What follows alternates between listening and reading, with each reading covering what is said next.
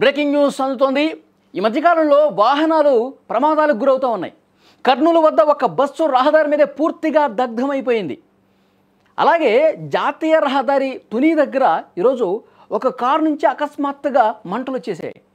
తుని మండలం ఎస్ అన్నవరం గ్రామానికి చెందిన ఓ వ్యక్తి పాయకరావుపేట వెళ్తుండగా జాతీయ రహదారి మీద గెడ్లబీడు వద్ద కారు వెనక భాగం నుంచి ఒక్కసారిగా పొగ రావటాన్ని గుర్తించాడు. కారు దిగి చూడగా అసలు దిగి అట్లా చూసేలోపే మంటలు అప్పటి వరకు ఉన్నటువంటి పొగ మంటల్లాగా బయటికి తన్నుకుంటూ వచ్చింది. దీంతో భయపడిపోయినటువంటి ఆ వాహనదారుడు అక్కడి నుంచి ఒక్కసారిగా పరుగులు పెట్టిన పరిస్థితుంది. క్షణాల్లోనే కారు మొత్తం కూడా మంటలు అంటుకుని పూర్తిగా దగ్ధమైపోయింది. అగ్నిమాపక శాఖ అధికారులకు సమాచారం వెళ్లడంతో హుటాహుట్న ఫైర్ ఇంజిన్ తీసుకొచ్చి మంటలు అదుపు చేశారు. అది ఏ విధంగా కాలిపోతుందో ఒక్కసారి మీరు స్క్రీన్ మీద చూస్తే అర్థమవుతుంది. జీప్ కంపెనీకి చెందినటువంటి ఈ కారు సుమారు 20 లక్షల రూపాయలు ఉంటుంది.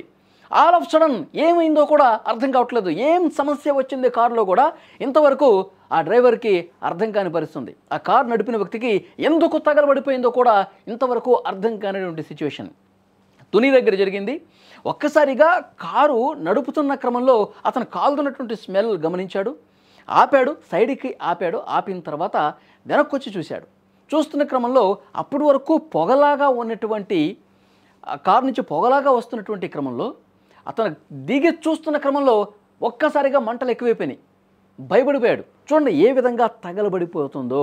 ఒక బాక్సులో పూర్తిగా తగలబడ్డ తర్వాత కారు పరిస్థితి ఏ విధంగా ఉందో ఒక్కసారి చూడండి.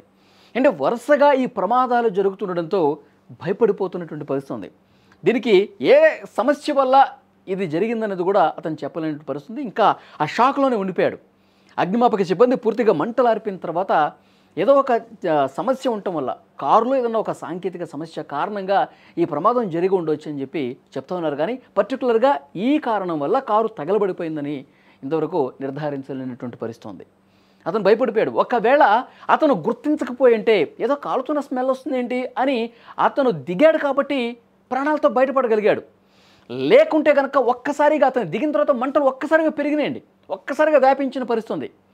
మరి అందులో ఉన్నటువంటి ఆ ఎలక్ట్రికల్ సర్క్యూట్స్ ఏవైతే ఉన్నాయో అవి పూర్తిగా దగ్ధమైతే డోర్ కూడా ఓపెన్ కాదు. కొన్ని సందర్భాల్లో ఆటోమేటిక్గా లాక్ అయిపోతుంది. ఓపెన్ కాని పరిస్థితి ఉంటుంది. అతను అందులోనే ఉండి ఇంకొంచెం లేట్ చేసుంటే కనుక మొత్తం కారులోనే ఉండిపోయి కారు పూర్తిగా తగలబడిపోతే ప్రాణం నష్టం జరిగి ఉండే అవకాశం ఉండేది. కానీ అతనికి అదృష్టం ఉంది కాబట్టి అతను వెంటనే గమనించగలిగాడు కాబట్టి వెనక్కొచ్చి చూసే సమయానికి మొత్తం తగలబడ్డ పరిస్థితి ఉంది. సో నాకు ఈ భూమి మీద ఇంకా నౌకలు ఉన్నాయి కాబట్టే ఈ ప్రమాదం నుంచి నేను తప్పించుకోగలిగానని చెప్పి అతను మాట్లాడినటువంటి పరిస్థితి. 20 లక్షల కారు పోతే పోయింది, నేను ప్రాణాలు దక్కించుకున్నానని చెప్పి అతను చెప్తా ఉన్నాడు. సో ఈ ప్రమాదాలు వరుసగా జరగటం, రోడ్ల మీదే తగలబట్టడం నిజంగా ప్రయాణికులకి ఒక వెన్నులో వణుకు పుడుతున్నటువంటి పరిస్థితి ఉంది. సో కారు పోతే పోయింది, నేను బతికి బయటపడగలిగానని చెప్పి కొంత అతను ఊపిరి పీల్చుకునే పరిస్థితి ఉంది. అసలు ఏం జరిగి ఉంటుందనేది కూడా వివరాలు తీసుకునే ప్రయత్నం చేస్తున్నాడు.